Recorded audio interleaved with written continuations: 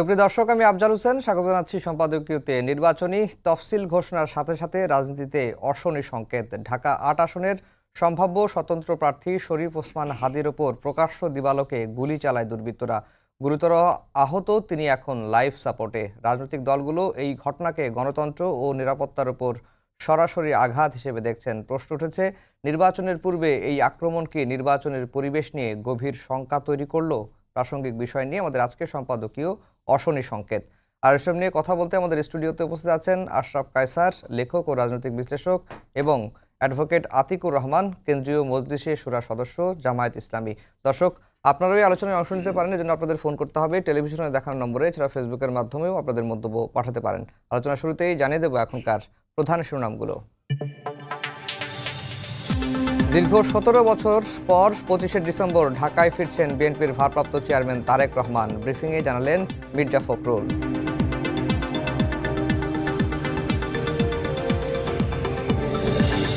মাথায় গুলিবিদ্ধ হয়ে লাইফ সাপোর্টে ওসমান হাদি। ঢাকা মেডিকেল থেকে নেওয়া হলো এভার কেয়ারে। হামলাকারীদের শনাক্তের চেষ্টায় পুলিশ, বিচার দাবিতে বিক্ষোভ। হাদির ওপর হামলায় নির্বাচন বানচালের নীল নকশা দেখছে বিএনপি, উদ্বেগ প্রকাশ জামায়াতের। সরকারের বিরুদ্ধে জননিরাপত্তায় ব্যর্থতার অভিযোগ এনসিপির। সবাইকে কাঁদিয়ে চিরনিদ্রায় শিশু সাজিদ। রাজশাহীর তানোরে জানা যায় মানুষের ঢল। গর্ত উন্মুক্ত রাখায় জড়িতদের বিচার দাবি।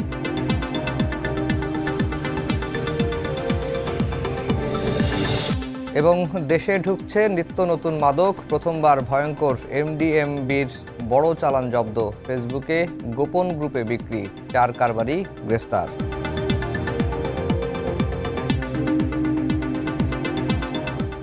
দর্শক, শিরোনাম শুনছিলেন। আমরা আজকের আলোচনার বিষয় দিয়েছি অশনি সংকেত। আজকে শরীফ ওসমান হাদি, তিনি ঢাকা 8 আসনের সম্ভাব্য স্বতন্ত্র প্রার্থী। তাকে গুলি করেছে, তিনি এখন লাইফ সাপোর্টে, অত্যন্ত আশঙ্কাজনক অবস্থায় আছে। আশরাফ কায়সার ভাই, আপনাকে দিয়ে আলোচনা করব। আজকের যে ঘটনাটি ঘটলো, এটি সবাই রাজনৈতিক দলগুলো প্রতিক্রিয়া জানিয়েছে, বিচার দাবি করেছে, তাৎক্ষণিকভাবে বিক্ষোভও করেছে। এবং এটি তারা বলছেন যেটি আসলে তফসিল ঘোষণার পরদিন যে ঘটনাটি ঘটলো, এটি রাজনীতির জন্য একটি অশনি সংকেত এবং ভবিষ্যতে প্রার্থীদের নিরাপত্তার জন্য একটি উদ্বেগের। আপনার কাছে কি মনে হয়?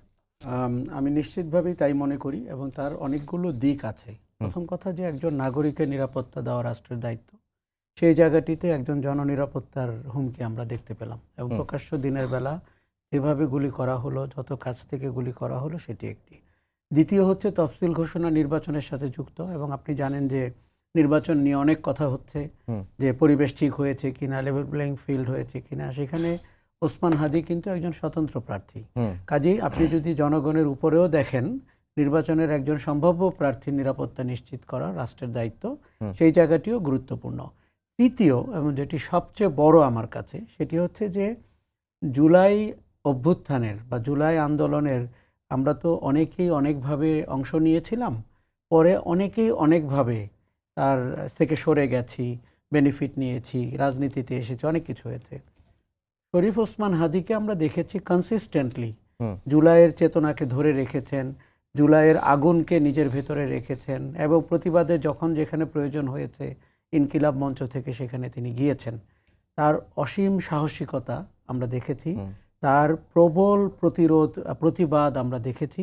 কাজেই এই দুর্ঘটনা আজকে যেটি ঘটলো, তার জীবনের উপরে হামলা, তাকে হত্যা করার চেষ্টা, আমরা আশা করি হাদি ফিরে আসবে এবং অতীতের চেয়ে আরও শক্তিশালী হয়ে ফিরে আসবে। কিন্তু এটি হচ্ছে যে নির্বাচন ব্যবস্থাপনাকে আপনার প্রশ্নের মুখে ফেলা।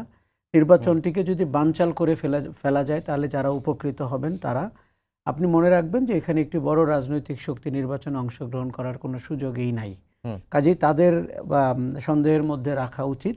এবং আমাদের পাশের অনেক প্রতিবেশীরাও কিন্তু এই নির্বাচন নিয়ে এখন অনেক কথা বলছেন, অন্তর্ভুক্তিমূলক হলো কিনা, অতীতে তারা এগুলো বলেননি।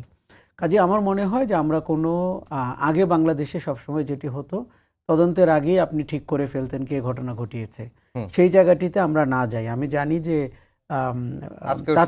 আজকেও শুরুর দিকে তাই হয়েছে। তাৎক্ষণিক বিক্ষোভ তার নির্বাচনী এলাকার অন্য প্রার্থীর বিরুদ্ধেও হয়েছে। কিন্তু আমার মনে হয় যে খুবই সরকারকে আমি বলবো, যে পুলিশকে বলবো যে তদন্তটি এমন করে করা হোক যাতে আমরা বুঝতে পারি যে ব্যক্তিবর্গ কারা, মোটিভ কি, তাতে করে আপনি আগামীর অনেকগুলো দুর্ঘটনা থেকে কিন্তু রাজনৈতিক পরিমণ্ডলকে বাঁচাতে পারবেন। এই নির্বাচনটি যেটি 2 মাসের মধ্যে হবে, সেই নির্বাচনটিকে যদি অনিশ্চয়তায় ফেলা যায় এবং প্রার্থীদের জীবনের উপরে যদি হামলা করা যায়, তাহলে কিন্তু আপনার গণতন্ত্রের পরিবেশ এমনিতেই অনেকখানি পিছিয়ে যাবে। ভোটাররা ভয় পাবেন, তারা বলবে নির্বাচনের দিন কি কি ঘটবে। দেখুন, সরকারের ইন্টেনশন নিয়ে কোনো প্রশ্ন আমার মধ্যে নাই, কিন্তু সরকারের সক্ষমতা নিয়ে আমার মধ্যে অনেক প্রশ্ন রয়েছে। 300টি আসনে যখন আপনি একদিনে নির্বাচন করবেন, কয়েক ঘন্টার মধ্যে, আপনার 10টি আসন, 15টি আসন, 20টি আসনেও যদি ইনসিডেন্ট ঘটতে থাকে বা ঘটার চেষ্টা হয়, সেটি আপনি কি করে মোকাবেলা করবেন? আমাদের একটা তৎপরতা আমরা দেখতে পাই, মুখে অনেক কথা বলে, টেলিভিশন ক্যামেরার সামনে উপদেষ্টারা, দায়িত্বপ্রাপ্তরা বলেন, কিন্তু তারা কি নিশ্চিতভাবে এই রিহার্সেলগুলো করছেন যে 50টি আসনে সংকট তৈরি হলে কি করবেন, 10টি আসনে হলে কি করবেন, তাদের জরুরি ব্যবস্থাপনা কি রয়েছে? এবং আপনি কিন্তু শুধুমাত্র যারা নির্বাচনের বাইরে, আমি সন্দেহের তীর তাদের দিকেই শুধু দেখছি না, যারা প্রতিদ্বন্দ্বিতা করছেন, আমরা প্রতিদ্বন্দ্বিতার পরিবেশকেও কিন্তু প্রশ্নের মুখে ফেলছি। তাহলে কত দিকে খেয়াল রাখতে এটি হবে? খেয়াল রাখার বিষয় এই জন্য যে দেখুন, কয়েক ঘন্টার মধ্যে আপনি বিজয়ী হতে পারলে আপনার বাংলাদেশের জাতীয় সংসদের একজন প্রতিনিধি হতে পারবেন। দলের ভেতরের অন্তর্দ্বন্দ্বকেও কিন্তু আমি গুরুত্বের সাথে দেখছি, অন্য দল তো বটেই। কাজেই এই নির্বাচনটি 16-17 বছর পরে মানুষ ভোট দিবে, প্রার্থীরা দাঁড়াবে, জাতীয় সংসদ নতুন করে গঠিত হবে, জনপ্রতিনিধিরা আমাদের সমাজ জীবনে প্রবেশ করবেন। এর গুরুত্ব এবং তাৎপর্য কিন্তু অনেক। ওসমান হাদির ঘটনা আমাদেরকে যদি ওই নিশানাটি না দেয় এবং আমরা যদি ওটি না শিখি, তাহলে ভুল কিন্তু চলতেই থাকবে। জি, আতিক ভাই, আপনিও আগামী নির্বাচনে সম্ভাব্য প্রার্থী, আপনিও মানুষের কাছে যাচ্ছেন, গণসংযোগ করছেন।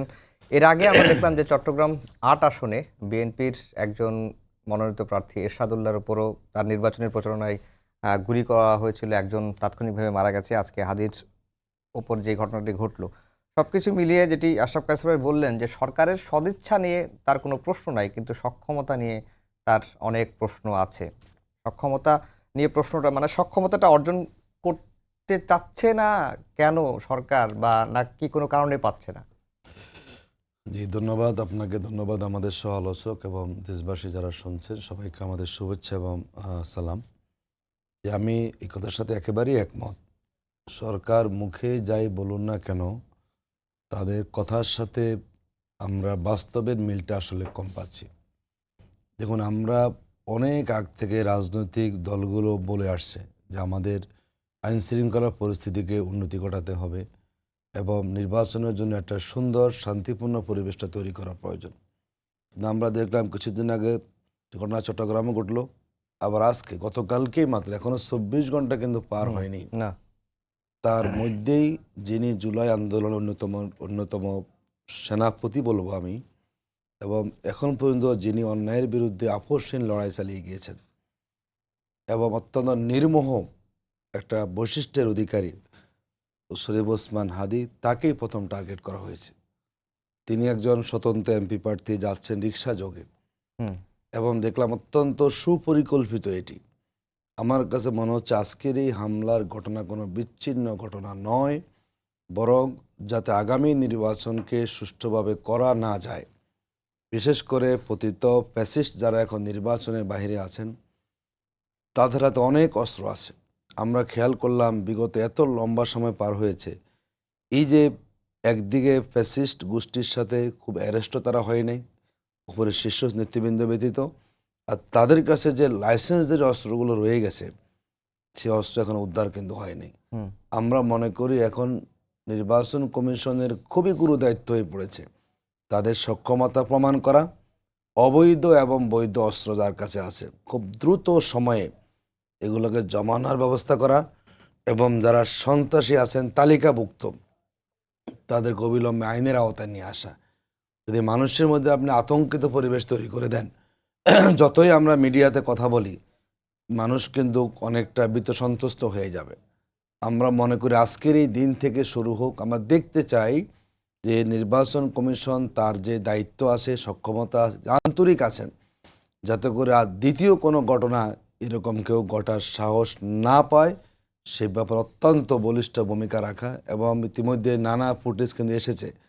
আমরা মনে করি আমাদের দেশের আইনশৃঙ্খলা বাহিনীর সক্ষমতা আমরা জানি, যদি তারা আন্তরিক হলে চেষ্টা করলে খুব অল্প সময়ে এই আসামিদেরকে খুঁজে বের করা সম্ভব, তাদের আইনের আওতায় আনা সম্ভব, এবং তাদেরকে গ্রেপ্তার করে জাতির সামনে অত্যন্ত পরিষ্কার করে বলতে হবে এর নেপথ্যে শক্তি কারা আছে। দেখুন, 1 মাস আগে জনাব হাদি কিন্তু বলেছেন তাকে বিভিন্ন প্রায় 30টা তাকে বিদেশি নম্বর থেকে হুমকি দেওয়া হচ্ছে। 1 মাস হয়ে গেল, একজন ব্যক্তি যিনি জুলাই যোদ্ধা তাকে আমরা বলি, আমাদের আইন শৃঙ্খলা বাহিনীর কাজটা কী ছিল, তারা কতটুকু তাকে গিয়ে কাজ করেছে। একজন ব্যক্তি যখন তার জীবনের ব্যাপারে হুমকি নিয়ে তিনি কথা বলেন, তখন মিনিমাম দায়িত্ব ছিল সেটাকে একটু ইনকোয়ারি করে খোঁজখবর কোথায় সেখানে কী হয়েছে। তা আমরা মনে করি এটা এক ধরনের ব্যর্থতা আমরা বলবো। অন্যতম কারণ হচ্ছে, দেখুন, আমাদের আইন শৃঙ্খলা বাহিনী আমরা পরিশুদ্ধ করার চেষ্টা করে যাচ্ছি। বিগত ফ্যাসিস্ট আমলে যারা নিয়োগ পেয়েছেন, এই নিয়োগের কিন্তু বড় অংশ তারা এখন দায়িত্বে আছেন। আপনি অদল বদল করছেন, কিন্তু তারা কিন্তু রয়ে গেছে। এই যে আপনি নির্বাচন কেন্দ্রিক যে আপনি বিভিন্ন জায়গায় ওসিকে আপনি বদলাচ্ছেন, এর মধ্যেও কিন্তু আগের আওয়ামী লীগের ছাত্রলীগের পটদারী ব্যক্তিরা কিন্তু এখনও তারা চেয়ারে বসে আছেন। আমার কাছে মনে হচ্ছে এটাকে অত্যন্ত সরকারকে কৌশলে এবং সাহস নিয়ে এবং সক্ষমতা দেখে তাদেরকে অগ্রসর হতে হবে, যাতে করে এই ধরনের কোনো সাহস কেউ করতে না পারে। এবং অবিলম্বে সন্ত্রাসীদের আমরা গ্রেপ্তার দাবি করছি। এবং আমাদের যে জুলাই যোদ্ধা হাদি, তিনি কিন্তু আজকের ঘটনা আমরা সবাই অনেক মর্মাহত, আমরা আসলে ব্যথিত। এবং এই ধরনের একজন ব্যক্তিকে এখন জীবন মৃত্যুর সন্ধিক্ষণে নিউজটা পাওয়াটা কিন্তু আমাদের অত্যন্ত আবেগের জায়গা। আশা করি সরকার খুবই গুরুত্ব দিবেন যাতে নির্বাচনের পরিবেশটা ব্যাহত না হয়, যাতে মানুষের মধ্যে আশঙ্কা তৈরি না হয়, তারা সেক্ষেত্রে অত্যন্ত গুরুত্ব দিয়ে সেখানে কাজ করবেন।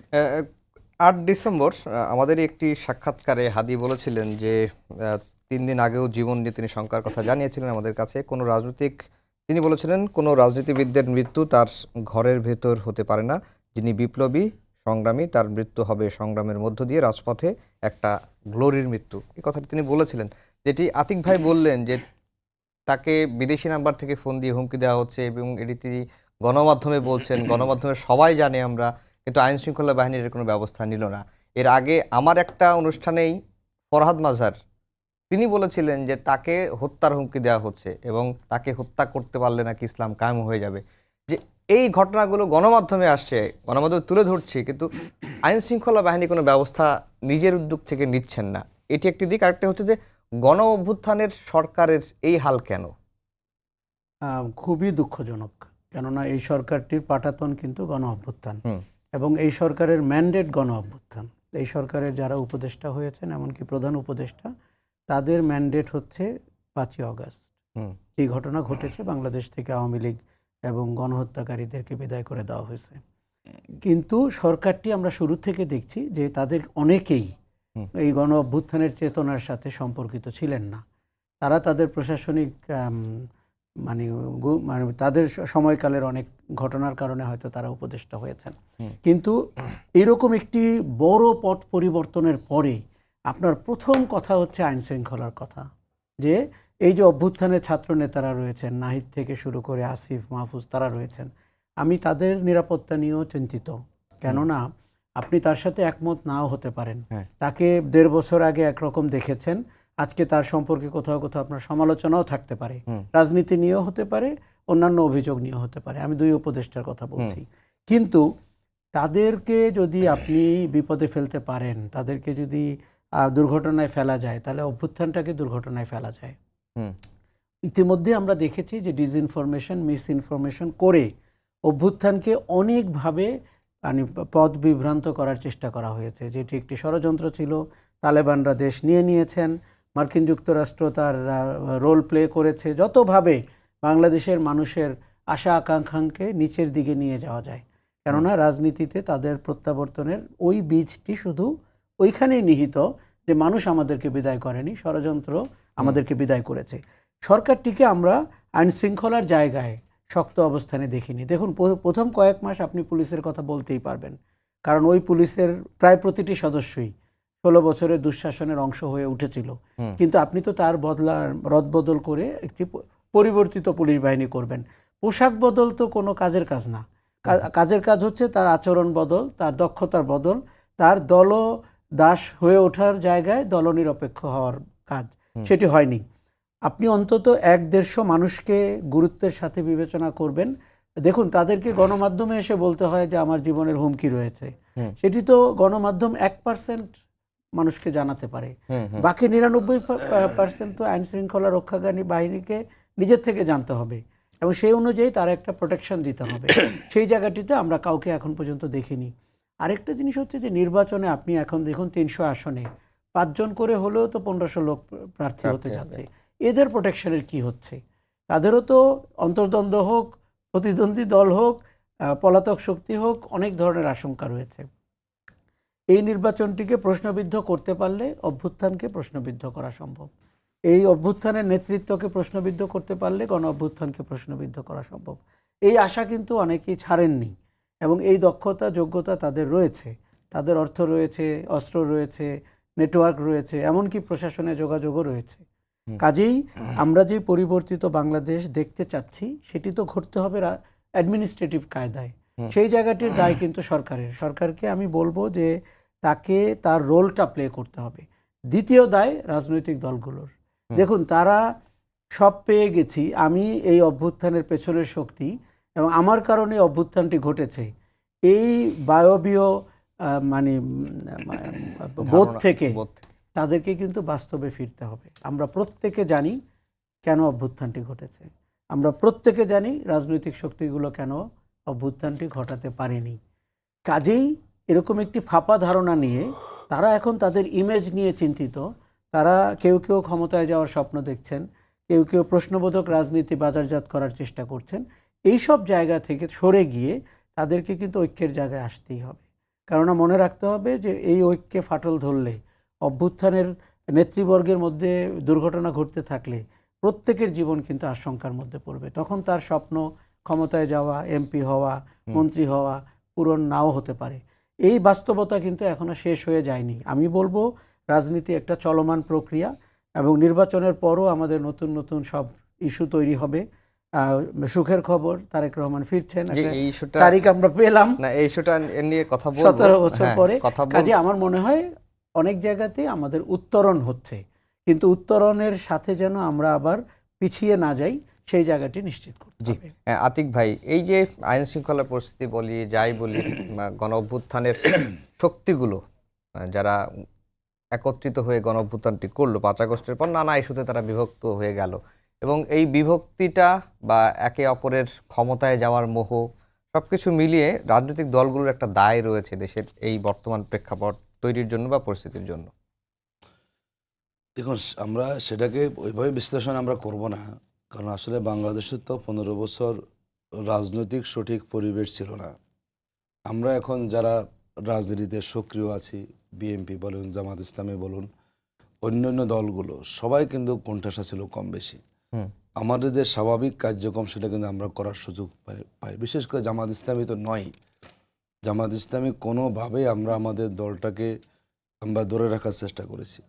স্বাভাবিকভাবে এখন সকল দল তার রাজনৈতিক তারা তৎপরতা বৃদ্ধি করছেন এবং কি করে দলটাকে আরও সক্ষম প্রমাণিত করা যায়, কি করে জনগণের কাছে আরও পৌঁছা যায়, কি করে জনগণের সমর্থনটা পাওয়া যায় এবং নানা ন্যারেটিভ বিভিন্ন সময় দেওয়া হয়েছে। সেই ন্যারেটিভ কি করে গুছিয়ে একটা নতুনভাবে দলটাকে উপস্থাপন, সবাই কিন্তু সেই নিয়ে ব্যস্ত। আবার নির্বাচনের একটা যেহেতু আমাদের তফসিল হয়ে গেছে, এই নিয়েও কিন্তু তার দলের নমিনেশন দেওয়া, দলের ইশতেহার প্রণয়ন করা, একটা কর্মযোগ্য কিন্তু সব দলেরই কিন্তু সেখানে আছে। আমরা মনে করি ঐক্য এখনো বিনষ্ট হয়নি, যতটুকু হয়েছে এটি রাজনৈতিক বোঝাপড়া। আচ্ছা, দেখুন, আমরা যারা রাজনৈতিক ময়দানে আছি সবাই তো চেষ্টা করি দেশের একটা কল্যাণে ভূমিকা রাখার জন্য।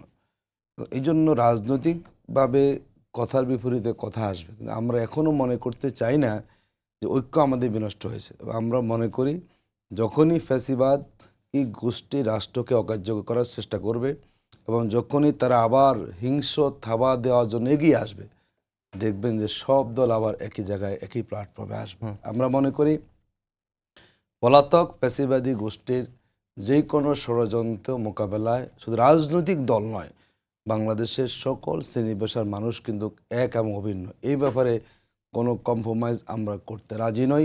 আমরা খেয়াল করেছি বিদেশ থেকে নানাভাবে ইলেকশনকে বানচাল করার জন্য চক্রান্ত করা হচ্ছে। আমরা মনে করি রাজনৈতিক দলগুলো যারা আমার নতুন বাংলাদেশকে ধারণ করে এগিয়ে চলছি, আমাদের বিরুদ্ধে আরও যদি আন্ডারস্ট্যান্ডিং বাড়ানো যায়, যাতে আমাদের কোনো বোঝাপড়ার কারণে অন্যরা সুযোগ পেয়ে না যায়, সেটা কিন্তু আমাদের খেয়াল করতে হবে। এবং আমরা বাংলাদেশটাকে আসলে আর পুরনো দিকে আমরা নিতে চাই না। এই যে আজকে যে ঘটনা, এটা খুবই মর্মান্তিক ঘটনা। এটা আমাদের মানতে কিন্তু কষ্ট হচ্ছে। একটা নতুন দেশে এসে আমরা আবার এখানে এরকম প্রকাশ্য দিবালোকে একজন ব্যক্তিকে অত্যন্ত কাছ থেকে, এটি মনে হচ্ছে তারা অত্যন্ত প্রশিক্ষিত, প্রশিক্ষিত কোনো এরকম সন্ত্রাসী অস্ত্রবাজ ব্যতীত রিক্সাও চলছে, আবার বাইকটাও চলছে। আমরা মনে করি এই ব্যাপারে আমরা সবাই এক। এদেশে কোনো সন্ত্রাসের অভয়ারণ্য, যেভাবে আওয়ামী লীগ করেছিল, জঙ্গি রাষ্ট্র প্রমাণের চেষ্টা করেছিল অত্যন্ত পরিকল্পিতভাবে, আমরা মনে করি না যাতে দেশটা আবার কোনো জিম্মি হয়ে যায় কোনো সন্ত্রাসীদের কাছে। সুতরাং আমরা সবাই ঐক্যবদ্ধ আছি এবং আমরা মনে করি আগামীকাল জামাত ইসলামী মাঠে আছে এবং বিএনপি। আমরা মনে করি যে কোনো সন্ত্রাসের বিরুদ্ধে, যে কোনো ফ্যাসিবাদী শক্তি, যে অপকর্মের বিরুদ্ধে আমরা সোচ্চার আছি, থাকবো।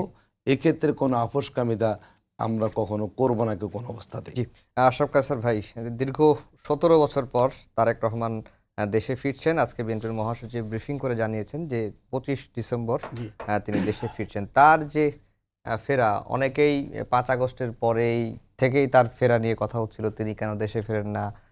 তার মা বিএনপি চেয়ারপারসন বেগম খালেদা জিয়া যখন গুরুতর অবস্থা রয়েছে হাসপাতালে, তখনও তিনি দেশে কেন ফিরছেন না।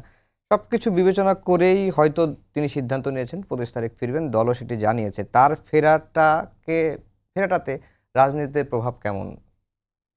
আমি বলবো যে খুবই তাৎপর্যপূর্ণ।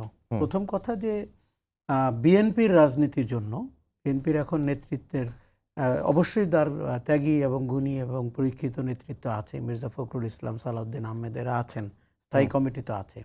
কিন্তু একজন নেতা যাকে নিয়ে একটি দল মাঠে শক্তি সঞ্চার করে, সেই জায়গাটিতে বিএনপি অবশ্যই বেগম খালেদা জিয়ার উপরে নির্ভরশীল ছিল। তিনি তো গুরুতর অসুস্থ। কাজেই তারেক রহমান গত 1.5 বছরে কেন ফেরেন নেই, এটি নিয়ে বিএনপির ভেতরেও অনেক কথা আছে। এবং তাদের ব্যাপারে গত হাসিনা পালিয়ে যাওয়ার পরে যে অভিযোগগুলো উঠেছে, দখলদারিত্ব বলি, চাঁদাবাজি বলি, দুঃশাসন বলি, মানুষ কিন্তু আপনাকে সমালোচনা করছে। এটিকে তাদের শুনতে হবে।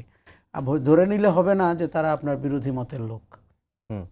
আবার দলের ভেতরে যে সাংগঠনিক শৃঙ্খলা, এই যে আপনি নির্বাচনে যাদেরকে প্রার্থী ঘোষণা করছেন, তারপরে যে আরো 3জন 4জন করে বিদ্রোহী প্রার্থী হবে না, আপনি যে আপনার প্রার্থীকে বিজয়ী করে আনবেন, এই যে সিঙ্গেল নেতৃত্ব, এই জায়গাটিতে কিন্তু শূন্য জায়গা তৈরি হয়েছিল।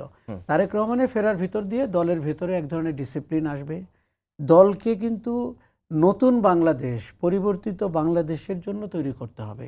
দেখুন, এখন পর্যন্ত 16 মাসে আমরা কিন্তু নতুন রাজনীতির আভাস পাইনি, কারো কাছ থেকেই পাইনি। যে দেখুন, দলের যারা নেতাকর্মী আছেন তারা তো দলের কথা বলবেনই, এটি আমরা পরিষ্কার জানি, সেটি শুদ্ধ হোক কিংবা ভুল হোক।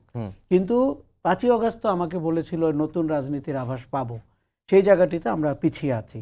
তারেক রহমান ফিরলে দলের উপরে তার নিয়ন্ত্রণ, শৃঙ্খলার ক্ষেত্রে, প্রার্থীদের ব্যাপারে, এবং last but not the least, এই যে নির্বাচনে আপনাকে প্রচার অভিযান করে ভোট ঘরে তুলে, উনি তো বিএনপির প্রাইম মিনিস্টার ক্যান্ডিডেট, কাজেই ওনাকে এই নেতৃত্ব দিয়ে বিজয়টি সুনিশ্চিত করতে হবে। মাঠ কিন্তু বিএনপির জন্য আগের মতো অতটা নিশ্চিত অবস্থায় নাই, এটা তারেক রহমানও বলেছেন, যতটা তিনি সহজ নিশ্চিতভাবে বলেছেন। এবং আমরা অনেকগুলো শক্তিকে, জামাতে ইসলামীর মতো শক্তি, নতুন রাজনৈতিক শক্তি, তাদেরকে কিন্তু শক্তি সঞ্চার করতে দেখছি। বিশেষ করে জামাতে ইসলামীকে গত কয়েক মাসে আমরা অনেকভাবে বিস্তৃত হতে দেখেছি, অনেক সুন্দর কথা বলতে শুনেছেন। কেউ কেউ ভীত সন্ত্রস্ত হলেও তাকে আশ্বস্ত করার চেষ্টা করেছেন, বিশেষ করে নারীরা। কাজে আমরা এটা খেয়াল করেছি। আরেকটা জিনিস হচ্ছে যে তার ফিরে না আসাটা নিয়ে অনেক প্রশ্নের জন্ম হয়েছিল, এবং উনি নিজেও ফেসবুক পোস্টে এমন একটি উত্তর দিয়েছিলেন, সেটি নিয়ে আমি ব্যক্তিগতভাবেও খুব একটা আশাহত হয়েছিলাম যে দেখুন, যিনি বাংলাদেশকে নেতৃত্ব দিবেন, দলকে নেতৃত্ব দিবেন, প্রধানমন্ত্রী হবেন, তার সিদ্ধান্ত গ্রহণের ক্ষমতা তার নিজেরই থাকা উচিত। কাজেই তার বিবেচনাগুলো যদি মানে কোথায় ব্যারিয়ার সেটি যদি মানুষকে না জানায় তাহলে এটি রাজনীতির জন্য ভালো না।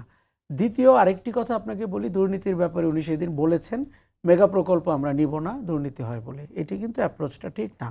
মেগা প্রকল্প আমরা নিব কিন্তু হাসিনা স্টাইল দুর্নীতি করব না, আওয়ামী লীগ স্টাইল দুর্নীতি করব না।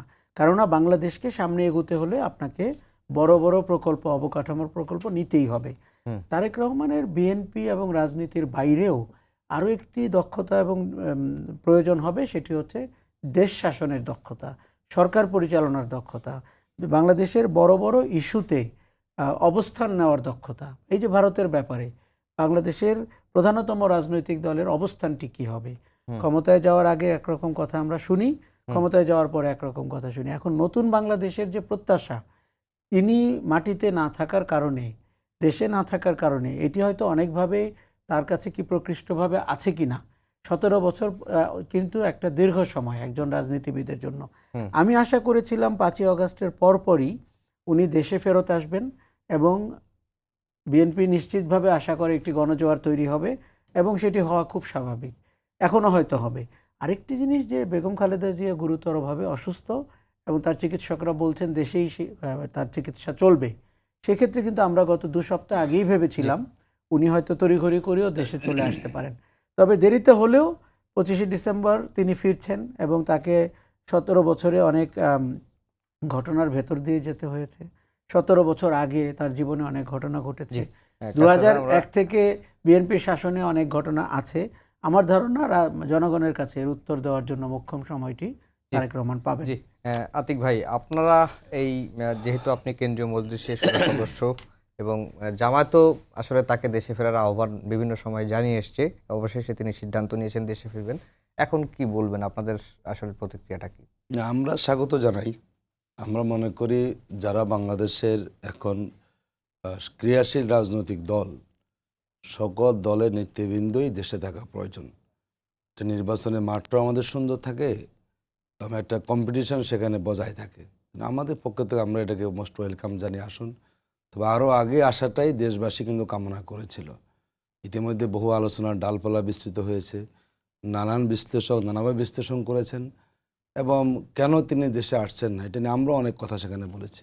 কিন্তু আজকে তারিখ এসেছে, আমরা মনে করি এই তারিখটাই ঠিক থাকবে, এটা নতুন করে আর পরিবর্তন হবে না বলে আমরা মনে করি। কারণ বহুবার এই পরিবর্তন হয়েছে, নভেম্বরে আসবেন, অমুক তারিখে আসবেন। শুধু ইলেকশন যেহেতু আমাদের সামনে, আশা করি তিনি আসবেন এবং দেশবাসীর সাথে আমরাও এতে আমরা খুশি না উনি আসুক নির্বাচনের মাঠে।